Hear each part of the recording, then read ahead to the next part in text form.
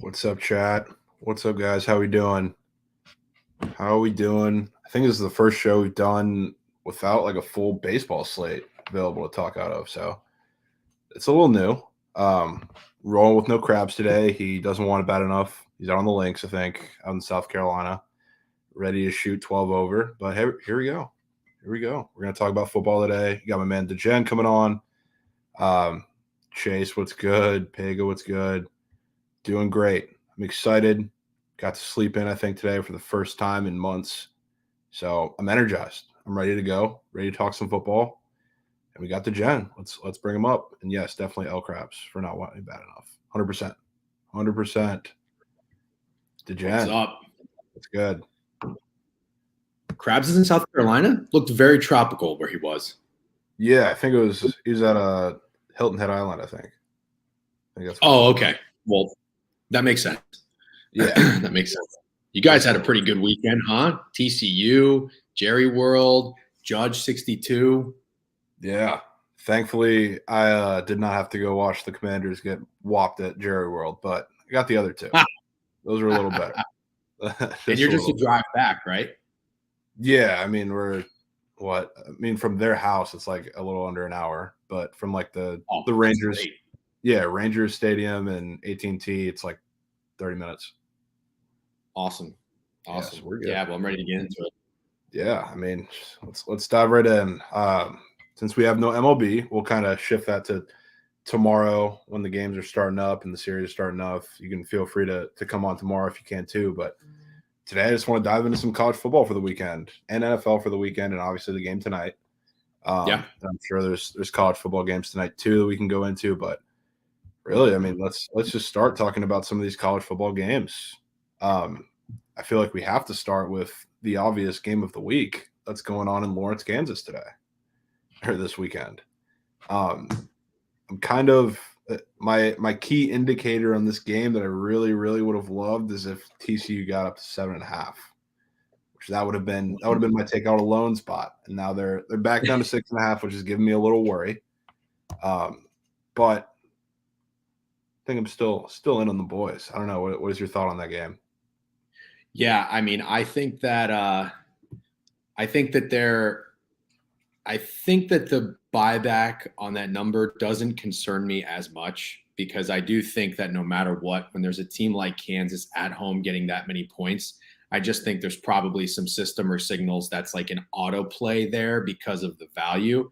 But when value looks too obvious and too good to me, as a contrarian, and there being that already kind of big opener to start and that initial move to TCU makes me still like TCU. I think the fun is not necessarily over for Kansas, but they could have and should have lost that Iowa State game. I mean, let's be honest. Oh, yeah. I don't know if you had Iowa State that week. I had them. I think their kicker missed like 3 kicks.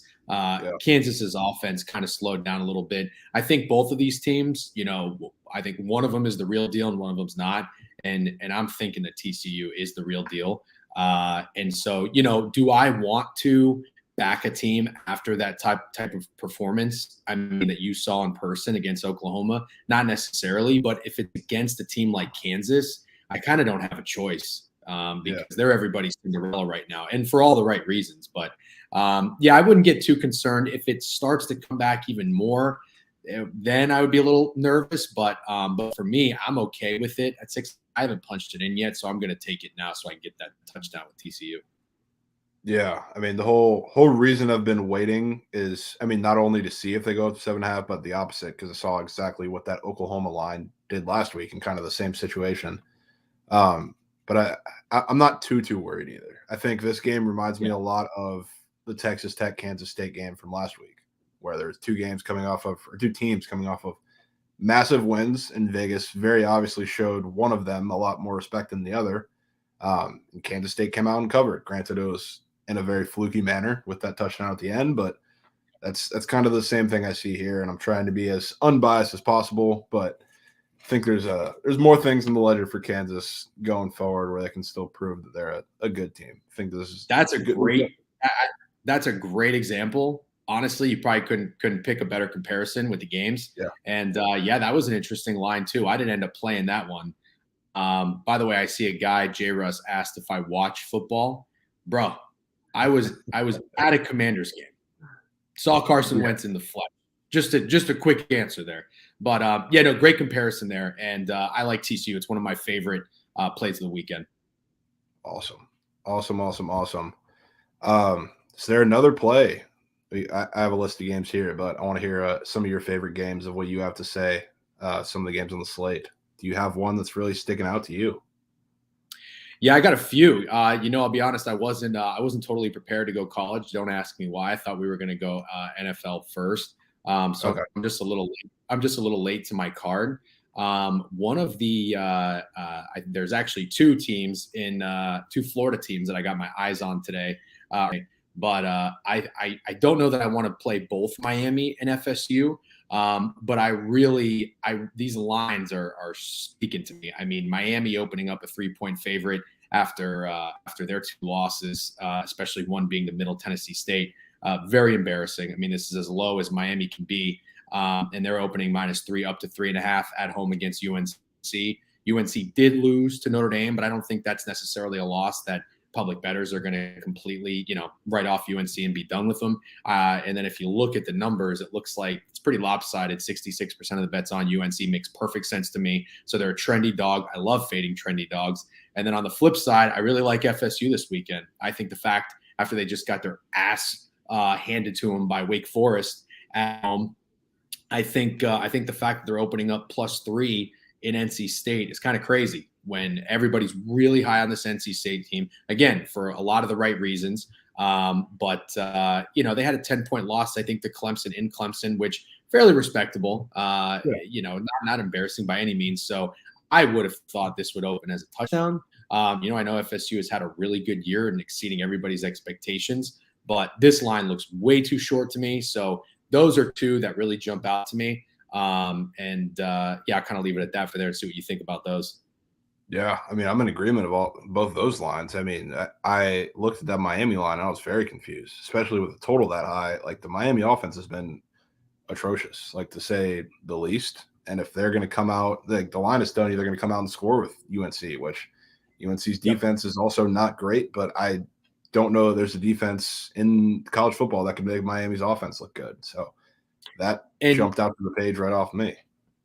And I'm a Tyler Van Dyke guy. I'm not a Mario Cristobal guy. I don't think he's a very good coach. And you can see what he did to Justin Herbert, held him back, made him look pedestrian. But Miami's offense did move the ball, and they in competition when they played Texas A&M.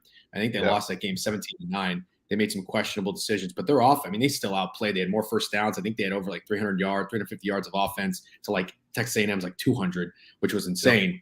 But I think I'm glad you pointed out the total. I think this is kind of a get right game for the Hurricanes offense, and I think Tyler Van Dyke goes off. 100%. I see somebody else notice or mention this game, Notre Dame game, which I know you're on. Yeah, are gonna be on the side of how they're exactly a favorite in the Shamrock Series against BYU in Vegas. Yep. I've had a pretty good read. I'm an Irish fan, but I'm the most realistic Irish fan you'll ever meet. I've had a great read on this team throughout the entire year. Liked them against Ohio State, had them against UNC, had the under in the Marshall game, did not take the under. So when I bet on or against my team, it's really not with emotion. It's strictly the line first and what it says to me.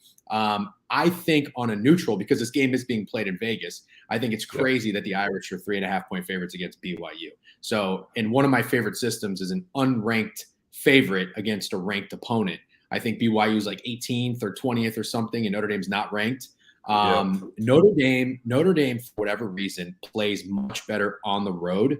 And I've been in 20 Notre Dame games in my life in Notre Dame Stadium. It's beautiful. The campus is beautiful. It's a fucking library in there. It's a snooze fest. They tell you to sit down. It's awful. But this team on the road, now granted, I say this team, what I'm used to is a Brian Kelly team. But I'm not writing off Marcus Freeman, even after the loss to Marshall and whatnot. But the line tells me everything. And I'm glad from someone like yourself, who's not a fan of either team, you're kind of thinking the same thing. And this tells me, I don't know what to think about the total, but this tells me that the Irish, I think, get the win. Yeah, and I mean, I wouldn't say I'm completely unbiased because we got some family line going through the Irish, but I don't know. Okay. BYU is a team that sneakily, I think a lot of people just write them as being a solid team. They don't necessarily play anybody, but they can go and beat teams that are not necessarily very good in terms of like the lower end Power 5-ish teams. But they haven't really looked very good in these last couple of games, even the ones that they've won. I mean, they snuck past Wyoming in a game that was really much more competitive than it should have been. And same thing with that Utah State game, where both of those games were decided by 2 touchdowns or less at home too. So they're a team that I really haven't believed in, and I don't think we're going to believe in once it comes down to it. These next couple of weeks, I think they lose both these games. They got Arkansas coming to town next week. So I think we're going to start to see that BYU is not as good as a lot of people think. And it just might start this week. So I'm with you on that for sure. I wonder what about that Utah State game. And I think I had Utah State in that game. Utah State's fucking terrible, by the way. They're garbage. They've looked worse against much worse competition too. So the fact that their game it's pretty close is pretty telling, especially that BYU's getting healthy now, which is scary. Speaking of Arkansas, there's a big bad news spot with Arkansas. I wonder if you got the balls to take this one with possibly KJ Jefferson. I don't know what the defined status of him is, but it's looking like he's not going to play. I would assume he's not going to play with the line move. Then on the other side of the ball, they're probably one of their best defensive players, Jalen Catalon, their safety, is out for the year. So this is they're going into Starkville, which is a scary spot to be in. We're seeing that line creep up to, I think, 9.5 by now. Yeah. Well, I think it's certainly that line indicates that he's not playing. Has he officially been ruled out? I don't believe so, but I mean, if we're reaching 10 points damn near, I would assume that's the only thing it could be. Yeah, it's got to be. So, do I want to buy bad news? I'm always tempted, but I got to be honest with you. I hate going against Mike Leach in Mississippi State. I was on. I think maybe you were on the Bulldogs weekend against A&M. Finally got a chance to bet against A&M after betting on them 2 weeks in a row. It felt great. But I mean, I think it just depends on, is this a number that gets too inflated where not even public bettors want to fade Arkansas? Because it's still Arkansas. It's still an SEC opponent. It's still Sam Pittman, who's a coach people like. But yeah, I'm really surprised. I had no real read or lean on this Arkansas team going into the season. And I was surprised right out of the gate. I took Cincinnati in week 1 because I saw so many people in love with Arkansas. And they're quite a popular team with the betting public. So I guess it's all because of KJ Jefferson. I didn't feel that strongly about this guy. I didn't think he was that good.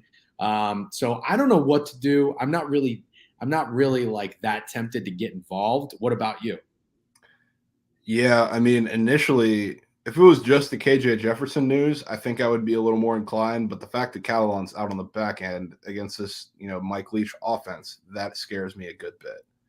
So I think they can definitely take advantage of that. I will say, though, one of the things that is kind of keeping me looming around as we've seen these SEC games, like those smaller lines, like we're talking about the Texas A&M Mississippi State game and a couple of those have tended to go well when you bet, contrarian side of them. But the bigger lines, some of those have struggled. And I know Tennessee, Florida was one of them. There was kind of a late injury concern, which is why I didn't bet that game. But I mean, even the Ole Miss Kentucky game, kind of, I wouldn't call it a backdoor, but Ole Miss definitely should have won that game by more than they did with the way that Will Levis and Kentucky played. But a lot of those bigger lines are tended to kind of stay pretty square. So that's keeping me around it, depending on the news that we get. But certainly not pushing myself to get involved with this game unless we see a decent move. You want to know some bad news I am tempted to buy, and that's Kentucky without Will Levis.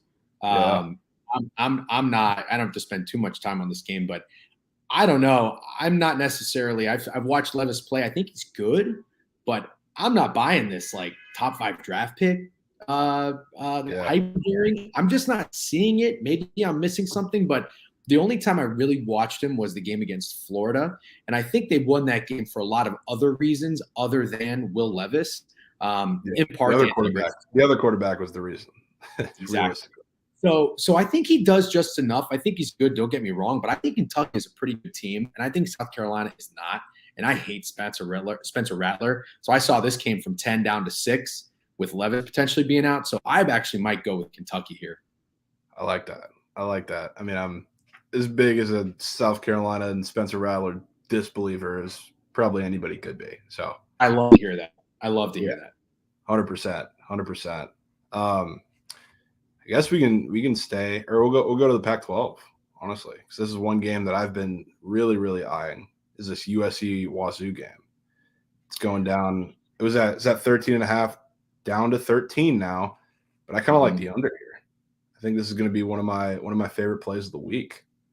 This is more of a football brain thing, but the Pac-12, when they get the numbers hanging around that 2 touchdown mark, I've noticed the way that they move has become very important.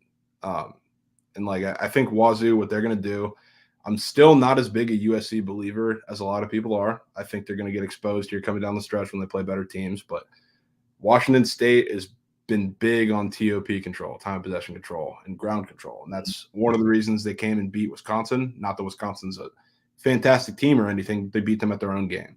So I think they're going to do more here. The run attack's not necessarily potent, but I think they're going to work on controlling the ground game, and I think they're going to be able to do it because that's where USC has struggled. So, I mean, like even prize picks wise, like whenever that line comes out for the Wazoo running back, I'll be on that for sure.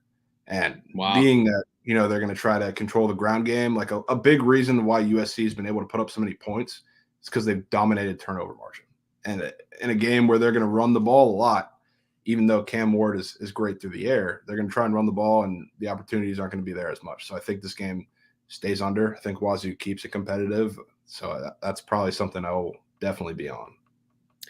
Well, I think that we're on the opposite side of this, which I think is great because it's not that much fun to just watch 2 guys, freaking fluff each other on and agreeing on opinions. But yeah, USC was hyped that I bought this offseason. I'm on their win total over. I think Caleb Williams is legit. I don't know that Lincoln Riley's a good coach, but I think the guy runs a good offense. And it's clear that USC has problems on defense. But just this situation of Washington State looking like a pretty legitimate opponent and having that. You can say what you want about Wisconsin. I know they're not a good team, but anytime a Pac-12 team goes into Wisconsin and wins, that's impressive. So they have that on their resume. And then I just thought the opener of USC at 11 as a double-digit favorite after they just struggled. Didn't they win? I'm sorry. They may have covered, but they struggled against who did they just beat 17-14? Was that Oregon State? That was Oregon State 2 weeks ago. Didn't they have a game in between that though? Right? Yeah, they did, but I can't. For some reason, I'm having a hard time. Oh, was it Fresno? Maybe Fresno. They got they were going back and forth with, but they covered that one as well. What is USC? Oh, okay. So I was going to say they're 3-2 ATS. I was trying to think they didn't cover against Oregon State. I was trying to think who the other team was that they didn't cover against. But I thought, and I'm curious just to hear what you think because your angle is more of a football brain, which I don't disagree with at all. But do you find this line, I think open 11 up to 13.5? Now there's some buyback in Washington State. Do you think the opener already was a little bit high? Honestly, I think it's a little bit short. I mean, really? Yeah. And now I'm seeing 12.5 too, which is interesting. But I definitely lean the under more than taking Washington State, but it kind of just all goes together. I think it's a little short at home because I mean, Washington State, I'm not necessarily in on them as a great team, and especially for those who watch the Oregon game, like they look competitive offensively, absolutely, but their defense was terrible in that game. And if you see that Oregon offense against the USC offense, like in the public eye, I don't think there's much of a difference. If they probably lean USC's offense, if anything, but they also are coming off a game against Cal, which was a pretty pitiful game to watch. I mean, there was like 30 something total points in that game. So I don't know. I guess I don't necessarily see them as a fantastic team, which is why I think the opener is probably a little short. Okay. And I think we see not like the Wisconsin game because there's going to be many more points than that, I would say, but they're going to come out with a similar type game plan, which can USC pull away in the end with the turnover and something in cover, absolutely. But I just think they're going to struggle for at least the first half of this game. Well, I'm seeing this total. I don't know how accurate it is. Open 60.5, and there's a 5-point move up to 65.5. So it looks like it's been obvious. I mean, that's one of the biggest line moves I think of the weekend, if that opener is accurate. But when there's late buyback, it's because of fucking guys like you. So, obviously the big movers and they sit and they wait because they see an angle, and so they wait for the better number. So, I mean, man, if you like the under, I mean, you gotta love that you're getting it 5 points higher than the opener. So that's and that would always make me lean towards the big dog too. So if there is buyback on Washington State, then just from a guy who reads the lines, that would make me like the under as well. So I like what you're saying. I'm not going to be on a side or a total in this game. I'm just saying off. Yeah, understandable. We'll go with a couple more here before you get into football on the game tonight, or NFL on the game tonight. Sure. I feel like you definitely have to have something in this LSU Tennessee game. Oh yeah. Oh yeah. So I guess and I know, I'm technically filling in for Crabs, and we're kind of both Tennessee slurpers. I'm not totally sure where you stand, but I'm interested to hear it. I think he's got them to make the playoffs. I didn't get that crazy. But I do have them on their win total over, and I have it for 3 units. It was one of my biggest bets of the season. I like Hendon Hooker. I like their offense. I like this team, but I don't like this line. I think this line's a little short. I think it opened 3 and now it's down to 2.5 in LSU. Is that what you're seeing? Yeah, I mean, I've seen it going bouncing back and forth between 2.5 and 3 for a couple of days now. I think now it's at 3. I see. I just think a top-ranked team like Tennessee, what are they, 8th in the country, against an unranked team like LSU? Anytime you see a field goal or less, I think for an average public bettor, and again, I always bring this narrative up because I'm a contrarian first and foremost, is that's such a cheap price on the money line. So public bettors usually they always love favorites and they love overs, and they have no problem playing a big favorite, but it's even more so they will lay the juice if it's cheap, and it is cheap at a field goal. So I feel like this is just screaming bait to me. That's what I think. LSU, they are coming off a win. They're 4-1. I love Brian Kelly as a coach. I'm not saying as a person. I think he's a prick. But I think that, they did just come out of a scare in Auburn. So, it's not even like you're really buying that high on LSU. And despite them beating Mississippi State, which is a very good win at home. But the one thing that scares me a little bit is I do think I see this total going from 62 to 64.5. If the total is rising and people are expecting points in this game, then I'm not going to get involved. I would play LSU here as a contrarian side, but that makes me think that there's going to be points. And if there is, I think Tennessee hangs too many. I don't think LSU can keep up. So what do you think about that? No, yeah, I looked at the same exact thing, and that total going up scared me.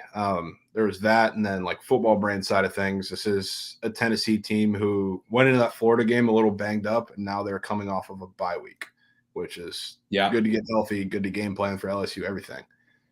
So that's what scares me. Like I definitely can acknowledge the game and the line, but it's getting difficult.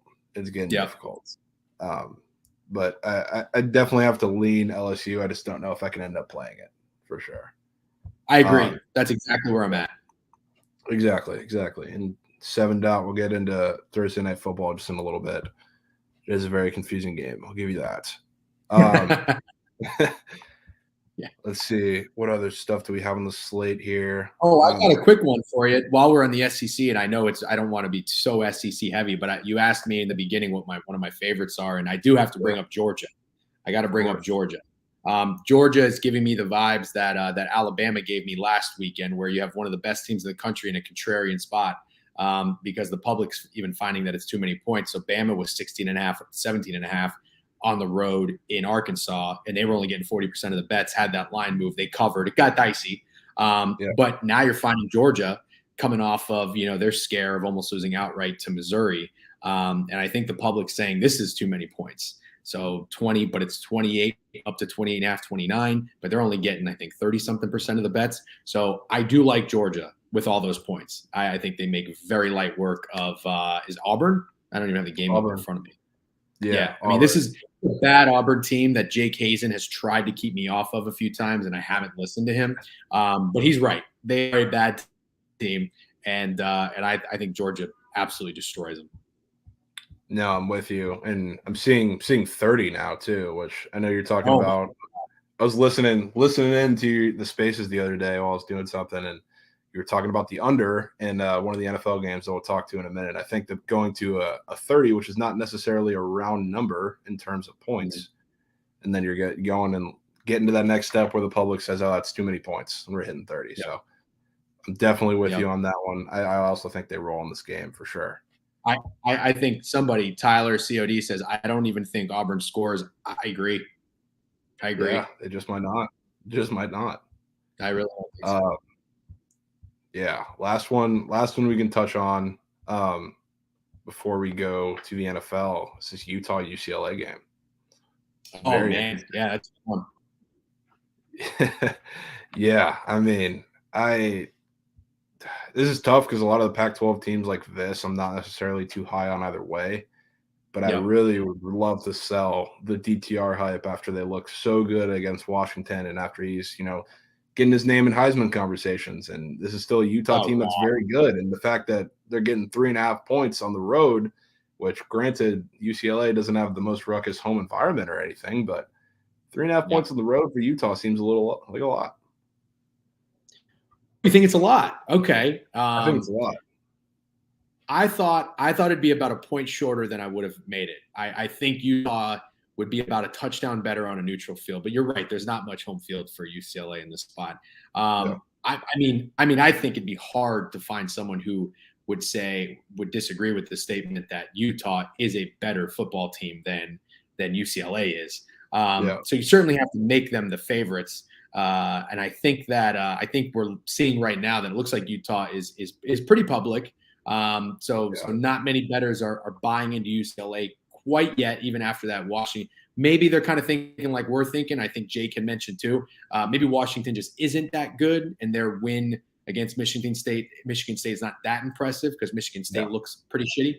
But I always go back to teams with their win totals and what they were this season. And Washington was 8.5, and I thought that was a little low for a team that had the year the way they did. Cameron Rising not really losing a game, winning the Pac-12, going toe-to-toe with Ohio State in probably one of the best bowl games I've ever seen. That's awesome. I thought 8.5 was low. And what it made me think is this team is going to have some losses. They're going to lose some games maybe they shouldn't. And right out of the gate, they lost to Florida. Now, granted, it's much different for Utah to be in a place like Gainesville than it is, in UCLA. So, it's probably not going to shake them up that much. But again, it kind of gives me that the LSU vibe. I want to go contrarian here. I want to go with UCLA. There's no way I'm buying DTR as a Heisman candidate. I'd rather go with the TCU quarterback. But I have a tough time laying it with Utah here, man. I really do. And I think this line has kind of been bouncing up and down. I think sharps really like Utah if they're at a field goal or less than a field goal, but I think they really like UCLA if they can get them with the hook or at 4. So just uneasy for me, but a really good game I'm going to keep an eye on. Absolutely. Yeah. And I mean, it kind of stood out to me that they initially, like on the initial buy, it was straight up to beyond a field goal. And we got to that 3.5 and 2.5. And that was big, but I mean, it's just, I'd say I'm a little biased, I guess, in the fact that I like to ride the UCLA wave. That's what I've done for a lot of years now. Whenever they get a big win, I always sell them. And then whenever everybody's super low on them, that's when I buy. And I just follow lines and telling you that. So I don't know. I think we've seen more of the same, but it's definitely tough at a 3.5 form number. So I don't disagree with you there. In my opinion, though, I am a big, as much as I am a contrarian, I am a big go with your gut guy and go with your systems. And I would say, in my opinion, the way this line's moving and you're seeing that money still likes Utah at a certain number, it wouldn't be enough for me to be scared off of a system. If that's how you have been riding UCLA, I would say stick with it and set it and forget it and just lay it with Utah. Yeah, fair enough. Fair enough. So I guess now we can transition into talking about some NFL. We can Sure. start with the game tonight that is putting, I'd say, a lot of people's brains in a pretzel, except maybe ours. um, what are your leans or initial plays in this game? Well, I have to give you credit because I think in our chat you were the first one that mentioned total, because that I was trying to analyze the sides a little bit more because I really think the nastiest play is betting the Colts here. Short week, traveling. Matt Ryan looks awful. Their offense looks awful. You got Jonathan Taylor out, and I know Javonte Williams is out too, but Jonathan Taylor's clearly the bigger name. So I was thinking about buying that bad news, buying the Colts in a contrarian spot, but I really just couldn't come around to it because at the same time, the Broncos are also pretty bad. So you got two bad teams and struggling offenses. And then I think you had mentioned the total opening 43 kind of looked a little high, especially when primetime unders have been cashing. And so that's where I find myself on this in a really disgusting spot. I'm going with the over. I tweeted it, but the Broncos are 30th in points per game. The Colts are 32nd in points per game. Combined, they're averaging 30 points per game. And now you have them in a short week with two-star players being out. Yeah. It's just one of those things that makes no sense. In the same situation where we said the first over that's going to cash on prime time is going to feature Jacoby Brissett and fucking Mitch Trubisky, and it happened. So it's just one of those things. Sports betting doesn't make sense. I'm going to go with the over, and I'm not playing a side. I've got some angles on player props, but obviously love to hear what you think about that. Yeah, I mean, I'm on the same wavelength. I've tried to, like, I'm going to be on the over too because we talked about it, but I've been trying to kind of align that with a side, and kind of everything tells me I want to get nasty with the Colts, but I can't do it. I think I might even consider this a Broncos team total, which I guess honestly might be just as nasty. But this is a game where I think, and I know because of the running backs and the running situation, this is going to be decided in the air. And in a game like this, the Colts have a serious O-line deficiency, and that's going to be trouble. That's going to create turnovers. That's going to be another Matt Ryan fumble, setting the Broncos up with favorable field position. So I can see this and be the game that Russ Wilson actually cooks and actually shows up with this offense. Somebody's got to do it, and I think it's going to be him. I can't see on the Colts side Matt Ryan. I think is going to have a better game than people think, but at the same time, can I really trust the run game of Phillip Lindsay and Nyheim Hines? I think Nyheim Hines is going to kind of have his same role as he always does. So they're going to feature Phillip Lindsay, which is scary. So it's going to be basically Matt Ryan just slinging it behind that O-line pretty much all game, which is a scary thought. I think they'll hit some big plays, let some chunk plays, get some points. But in a game like this, the Broncos are definitely set up a little better, I would think. So I lean their side. Yeah. I don't disagree with you. The only thing that I'm not really putting too much stock into is having to feature Phillip Lindsay or having to worry about Nyheim Hines in the rushing role or taking on more of it. And I could be off here, but I think if I'm Frank Reich and you're kind of coaching for your job, the rumors are swirling. I think you just have to go pass happy tonight. I think Russ maybe puts on the better performance. I would agree if you play the Broncos team total, I would co-sign that in a heartbeat. But I think Matt Ryan could have the better stats. So I like his completions. I think they'll probably be trailing. I like his yards, and I think Nyheim Hines. They have to kind of go a little Stafford Cooper Cup, and they just need to force feed Michael Pittman Jr. Yeah. I mean, the guy's a stud, but Ryan isn't really that guy. He shits his pants a lot. He second guesses himself a lot. He's got a little Kirk Cousins in him, and I do think he's going to find Hines a lot. 5-6 catches. So Hines is one of the players that I'm riding. I think he scores a touchdown. I even threw a little on him at 15-1 to score 2 touchdowns. But I think just in terms of a player prop, I think Matt Ryan, like I agree with you said, better than most people expect. But at the end of the day, I can't get around to the Colts, therefore leaning Russ actually making some plays, the Broncos winning. But I think both teams are in desperation mode, and I think points will be the result of that. Yeah, and when I was talking about the Hines Lindsay thing, it was more Because I've seen a lot of people talk about him being like Hines being the featured running back, which I don't think is going to be the case. Like I think what you're talking about with him getting a lot of looks in the passing game, he's going to be in the slot quite a bit.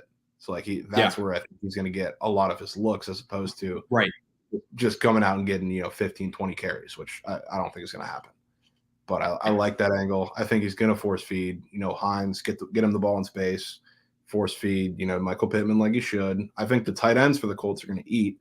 It's very difficult to pick one, but situationally and analytically, that's probably the best spot for them to thrive. Denver gives up a lot of chunk plays to these tight ends. I love Jelani Woods. I think if I had to pick any of them to score today, it would probably have to be him. But I mean, whether it's Granson or Mo Cox, one of those guys I think is catching a touchdown is going to get significant chunk plays today. So that's what I think. I think we get points. I'm with you. Nice. I think that's all we got in this game, unless you got something else. No, that's it for me. Solid. Let's go to Arizona, since I know you have a play that you really like in this game that I also really like, I believe. Oh, yeah. Let's see. Let me pull it up. Is that it's not the night game. It's just the late game. Yeah. So the Eagles, 5.5 point favorites against the Cardinals. First, I'll say this. So I'm not playing a side, but if I did, I just have a vivid memory with bets. And Kyler Murray, whenever he's a 5.5 point dog, he just finds a way to win. Now, he a lot like Lamar Jackson has a great record. I don't know what it is, ATS as a dog and winning outright. So does Kingsbury. But last year, they were 5.5 point dogs in Dallas. And I had them as the last leg of a parlay. And I thought about hedging for fucking 4 hours straight when that was going on. And they won. And then you find them 5.5 point dogs in Vegas this year. What do? They find a way to fucking win. So they're terrible as favorites. They're much better as dogs. Now you got the Eagles, who everybody is running to get their NFC ticket on, and I'm not going to tell you not to. I mean, they might be the real deal, but I think there's going to be some bumps in the road. But what I like here is both teams playing in a dome, especially Eagles after still putting up 29 points in awful weather conditions. Nobody wants to fade this offense. I don't think anybody really wants to fade the Eagles in general. But I think your average bettor will certainly be wanting the points. And so I was looking at the data here, and it looks like the over is getting 63% of the bets, which is actually a little less than I expected, 65% of the money, but it opened 49.5 and it's down to 48.5. And I think always when you go from those, we have all those 1 p.m. games, you go to the 4 o'clock games. What's everybody going to try to do? They're probably going to chase. They're going to want action, and everybody loves betting overs. What better to do it than Jalen Hurts and Kyler Murray in a dome, perfect conditions. But they hang that 49.5, and this is what the point I was making in my space. It's not quite 50. It's kind of like that our sales price, $19,999. It's $20,000, but you don't think it's $20,000. So it's tempting. I get why people want the over, but because it moved from 49.5 to 48.5, I like that. I'm going to be on the under. It's one of my, I think, the grosser plays, the total. And it's going to be one of my favorite plays of the weekend. I love that one too. I was looking at that, and I was kind of looking, like I always do, to kind of frame it through Prize Picks. I can't find a square for the Eagles that hasn't gotten bumped down, which is crazy against this Cardinals defense. I love that you do this. I love that it is. It's crazy against the Cardinals defense, which, I mean, I'm super low on them as a defense and as a team. Yeah. And, the average age of their defense is about 65. And you're going against an Eagles team that has speed at probably pretty much every level. You got Jalen Hurts playing as amazing as he is. There's no reason, like on paper, that they shouldn't run through this defense with ease. And the fact that the total's moving down, the line is where it is, everybody's getting bumped down. It lines up perfectly. And same thing with, like, on the Cardinal side, everybody's getting bumped up, which is making me like them as a side even more. So I am 100% with you. 100%. Are you going to play the Cardinals as well? I will definitely be on the under. Whether I be on the Cardinals is, TBD. But I mean, I definitely like seeing that line down to 5 now. It's definitely very interesting. Sure. And this guy Rickster commented the Cardinals defense has been good lately. Yeah, I mean it's they actually have been, and think they shut out the Raiders, after they put up a quick 20-23, whatever it was on them. Even the Rams, they got out to a hot start, but they didn't do much after. So they are coming around a little bit. But one more note that someone made in a space last night was he really, I think it was Kyle Deadbolts. I don't know if he's in these streams too, but he was like, man, betting an under in a game that features two former Oklahoma quarterbacks, I just don't think I can do it. And I was like, beautiful. I'm adding a unit to it. Exactly what you want to hear. Exactly. Yeah. So I really like that. Yeah, I mean, I'm with you. And I will say, like, the Cardinals defense they've been good, but I mean, they play the Raiders and Panthers, whose offenses I'm not terribly high on. And then the Rams, who are just, for some reason, they have had their number almost as much as the 49ers in terms of making games close and playing them well overall. So not that I don't want to put any stock into it, because it is, 3 of the 4 games of their season, but like, this is the defense where I assume when they play better offenses, they're going to regress. But I don't think about this week. I don't think this is the week to do it. I agree. Totally agree. Yeah. So we'll go through a couple more games in these slates. I have a pretty nasty play that I think I like in this Bears-Vikings game. Oh, God, this was a game for me. I can't wait to hear what you have to say. I know. I think I like the over here, the over 44. And I love the move. I saw something that was, because it opened at 43, I believe, or at least was at it for a majority of kind of post look ahead line. Opened at 43. Unders with Justin Fields are 5-0 with 43 or higher totals, and then we see them move for 43 to 44. I think, because I heard you talking about this a little bit too, the Bears are a team where they're not letting Justin Fields throw the ball. They're a team that's that bad, lacking that much talent in a spot where they really have nothing to lose. Why aren't they throwing the ball? And I think this is finally the game where they do it against a, Vikings defense that doesn't impress me whatsoever, really shouldn't impress anybody. But I think the biggest thing, I think the deep threat's really going to be there this week against the Vikings offense. Like, one of the guys I'll be probably targeting is Darnell Mooney, who Fields finally connected with him deep last week on one long pass. And we've seen, like, the Vikings are very prone to this. Like, Olave had a deep shot or two. A couple of the receivers, Callaway, I think, had one too. St. Brown torched them on a couple deep routes. Quez Watkins had that long touchdown against them. Even, like, if you go back to the first week, like Christian Watson, that should have been a bomb touchdown from the start against the Packers. Like, so they've shown that they're pretty prone to this, and I think it's going to come back to bite them. Obviously, you have the big team coming back from London thing too that I heard people talking about, which I don't know how much I want to buy into that, because I think their offense is still going to be great. But I think this is the game where we see Justin Fields finally get unleashed. I think he throws the ball like a lot more times than he has. I was looking at some of his squares too. They don't have all of them up yet, but I mean, his yards is at a square he hasn't hit, or a number he hasn't hit any week but last week. So I mean, overall, like, I think we see points here. I'm not impressed by the Vikings defense whatsoever, and whether Montgomery plays or not, I think him or Herbert are good enough to keep them off balance to open up the pass game. Yeah, I'm with you. I think the Vikings, I've invested in the Vikings. This is my second year now, but I invested them pretty heavily last year, and I like an idiot because I didn't like Mike Zimmer. But I watched them a lot, and their defense was bad. And Patrick Peterson, I mean, I love the guy, but he's way past his prime. Harrison Smith, he's better. He's more one of the safeties that, like, he's good at stopping a run that may be busted through the line. But when it comes to coverage, he doesn't necessarily prevent the play from happening, but he'll prevent it from turning into a touchdown. But their corners get beat, and you can certainly pass on them. So I was totally ready to stay away from this game. I'm glad you brought in that angle with the prize picks and potentially something there with Justin Fields. Also, just to kind of use that as an example of how it's reading those prize pick lines have turned into wins. Remember we saw this with Tom Brady's passing yards, and it made me like the Chiefs in a weird way, because it's like, oh, he's going to be throwing because he'd be trailing, but you took the easy route and cashed much earlier than I did, because you said, oh, this makes me like the over. There were 72 points in that game. And then the next opportunity was Jimmy G was 215.5. We're like, man, that looks really high for Jimmy G in a total that's pretty low, and he went way over. So these bumps or these moves or these lines and prize picks are, like, really telling. And it's fascinating for me because as long as I've been gambling, I've never had something like prize picks. So hearing how you're able to read that, analyze that, and kind of turn it into the narrative, into how you want to bet the game is interesting. So I might have no choice but to just tail you. I don't tell a lot of people. I have to tail you on this over in this game. I like that a lot. Yeah, and I mean, I will say, like, this isn't with Justin Fields. They don't have too many of his props up yet, but like, so as of now, this is not like a complete Tom Brady or Jimmy G situation yet. Not the same confidence Understood. level. Understood.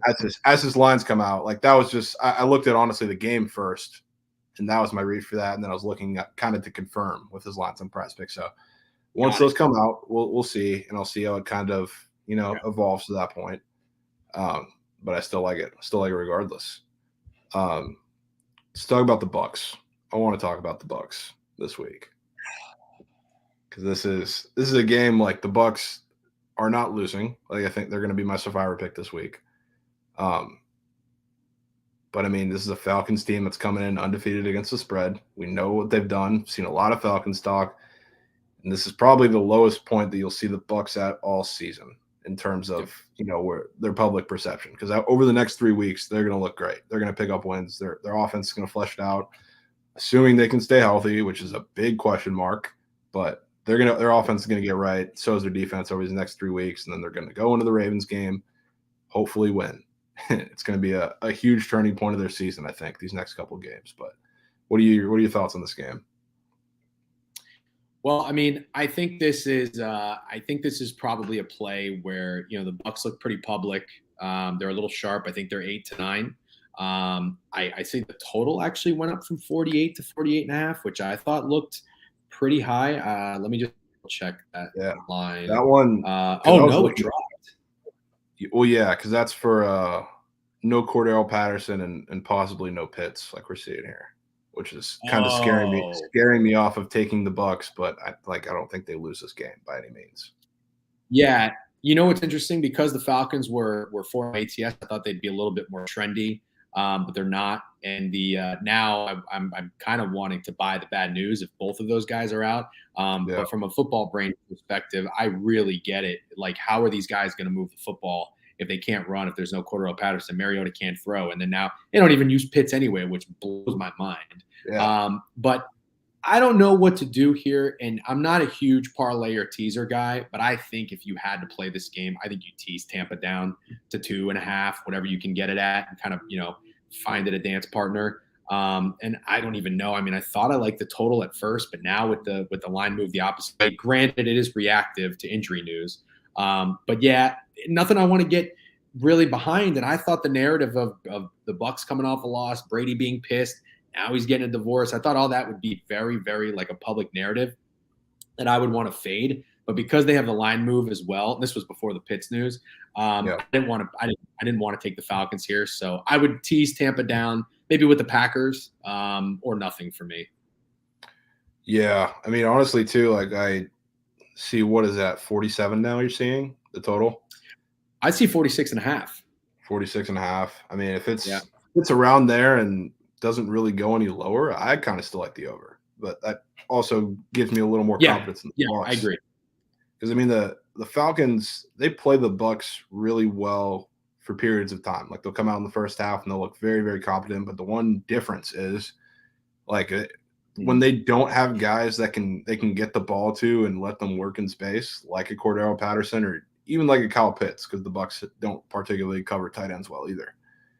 They can't move the ball and they can't do anything. And that's both the Falcons against the Bucks and the Bucks in general, like this year. Like, if you look at the Packers and Chiefs games, what do they have? They get the ball to space to, Aaron Jones. They give it out to Romeo Doubs a couple times. Against the Chiefs, they gave it to Kelsey and everybody else in that offense and just let them break tackles because the Bucks can't tackle, let them get open, whatever.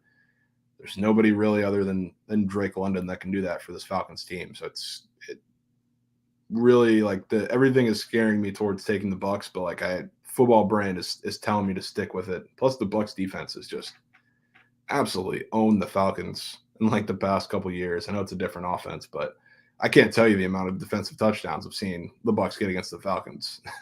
It's insane. Yeah, absolutely insane. I completely agree. I mean, especially since Brady. I mean, Jameis and Buck had some good games against the Falcons, and I remember Quan Alexander had an unreal game in Atlanta one year. Yeah. But the Falcons are the little brother of the Brady-led Bucks, and I'm not interested in fading that trend just to get cute of like, oh, they're due to come around to it. Now they're 4-0 ATS. No thanks. So yeah, I think this is a get right game. I think the Bucks probably cover easy. It's one of those square plays. Don't overthink it. I would say Bucks or nothing. Yeah, I'm with you. And you mentioned the Packers. We can talk about that game a little bit because they're a big favorite. I know you don't like necessarily leaning towards the big favorite with totals these low. What are your thoughts on this game? So I like the under and I like the Packers. I don't want to play both. I'm trying to decide which I like more. The injury news with Danny Jones potentially being out did concern me because, I don't like to sell bad news. But the 7.5 on a neutral, it seems high to me. And I don't know if I'm off here, but if you if you look at the line the week, last week against the Patriots at home, they were 9.5, 10 against a Brian Hoyer-led Patriot team. So that's kind of essentially saying they're 7.5, 8 on a neutral. Well, they're 7.5 on a neutral against a 3-1 Giants team. I'm not really sure. The Patriots haven't been that good. So I feel like this line is kind of telling us that the Packers, take care of business. And I would imagine your average person is going to be taking the Giants with the points because the Packers, it's not your typical Packers team that's really that sexy. And, haven't really looked that good. Aaron Rodgers doesn't have weapons. And that Bailey Zappi came in and what they do, put up 24 points against the Bucs defense, and the Giants, Danny Jones is Danny Jones, but they got Saquon Barkley, so he's pretty sexy. So I think what I might do is I think the over might be more attractive because it's such a low number, but it's 41.5 down to 40.5. So I really like that. And last week's London game just went over too. So there's that recency bias, but I lean under, I lean Packers, haven't decided what to do, but I think I'd probably tease the Packers and the Bucs and maybe a straight bet on the under in this game. Yeah. I mean, I'm not one to endorse teasers, but if there was any situation to do it, I think this would be the exact situation to do it. So I'm 100% with you. I don't think there's a chance the Giants or Falcons win this game. Obviously it's the NFL, it's sports. There's always a chance, but I don't know. I just can't get behind any of those guys winning. Looks like we have a surprise guest joining us, possibly. Gentlemen. What's up? Gentlemen, how we doing? Doing great. Great. Adderall on the links. Playing some basketball with the boys. Best bet of the day is the over tonight. I think you can all get behind that, correct? Oh, yeah. Already on it. Oh, yeah? For sure. All right. Well, you get to watch my ugly-ass swing hit a shot here in a second. Bert, you want to unleash? Made it. Or no, you go. All right. Here, you hold it. You got to hold the front camera then because we can't flip it. You got to hold it like an idiot. What club are we swinging right here? Ready? I'm hitting a 9. What are you hitting? I'm hitting a pitch. Pitching. Pitching wedge. What's the odds he landed on the green? Got Jake. It's about shock. Kids are playing. Is Crab swing better than Ollie swing? That's what I'm looking for. Oh, no. Pretty good. It's literally Phil Mickelson. Oh, it's incredible. Yeah, that just won the water. Yeah. Yeah. Well, I hope my over tonight goes better than that. You guys, all jokes aside, that you guys like that play? Yeah, 100%. Yeah. All right. Well, I'll leave you boys to it. I got some work to do after that shot. Yeah, get to it. Doing the Lord's work. Let's get some points tonight. Who's winning that game tonight?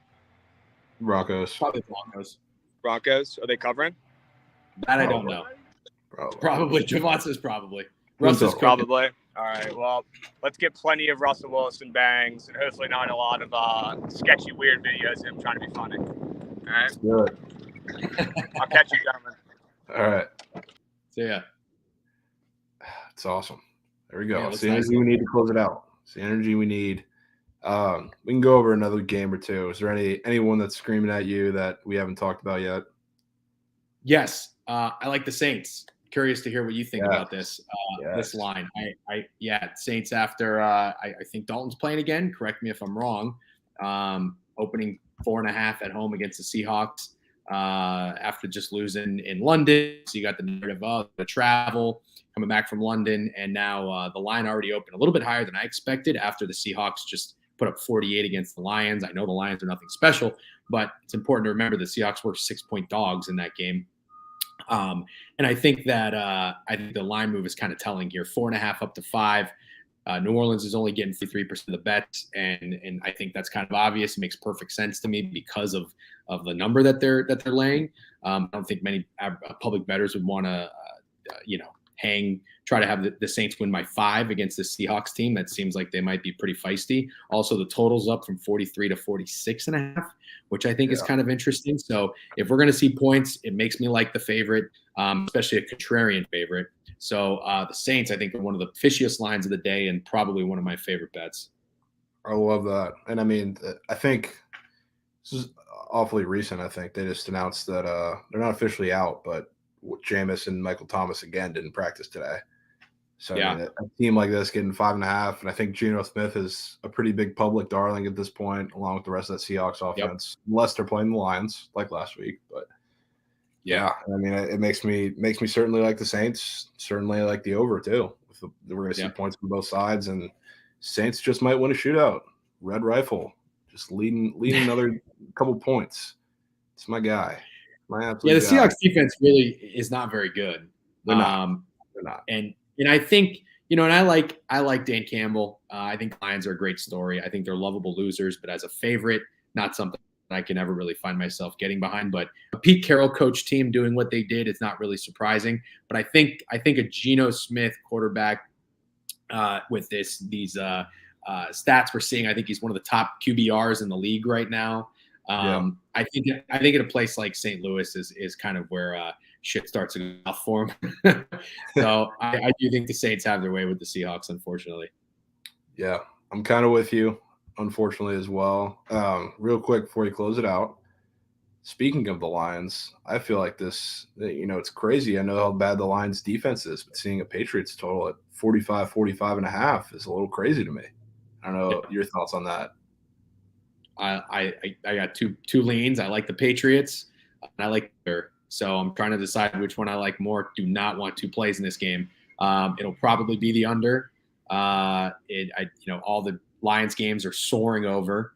So it's kind of a bad situation for Geno Smith going against the Saints in the Superdome. I think Jared Goff being in Gillette Stadium in New England, it's going to be a little chilly against the Bill Belichick scheme defense. I don't think is a good match for him. So I think the Lions are going to struggle. Kind of with you too. I think a lot of people are pretty high on the Lions offense for, understandably so. This is a Bill Belichick team. I think they're going to come out with a game plan. They're going to shut down a couple guys. I think the injury, whether he plays or not, I think St. Brown not being a prominent part of this offense, or at least somewhat limited, is going to come back to bite them this week. And they're going to play. It's kind of similar to what I think about Washington State. I think they're going to play the time of possession game. They're going to control it on the ground, control in the short passing game. So definitely think we see an under there. I'm with you. Yeah, I'm with you. Cool. Yeah, definitely take serious balls. Take Lions under, Crook. That's right. But we're going to wrap this up. Hand it over to, I believe, Chelly. Always appreciate you coming on, Degen, talking to football. We'll be back tomorrow talking about some baseball. We got the baseball playoffs starting. We'll have the Rays game on during the stream. Feel free to come on tomorrow if you'd like to. I think Krabs will want it. Krabs will want it tomorrow, I think. But you'll be back too. So yeah, we'll hand it over to Chelly and we'll wrap it up. Appreciate everybody tuning in. And let's finally win a parlay today. Let's not put SMU in the parlay, hopefully. Oh yeah. All right, good stuff, man. All right.